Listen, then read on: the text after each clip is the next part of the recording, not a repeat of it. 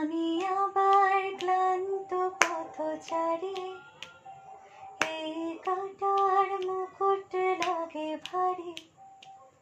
গেছে জীবন দুদিকে দুজনারই, মেনে নিলেও কি মেনে নিতে পারি?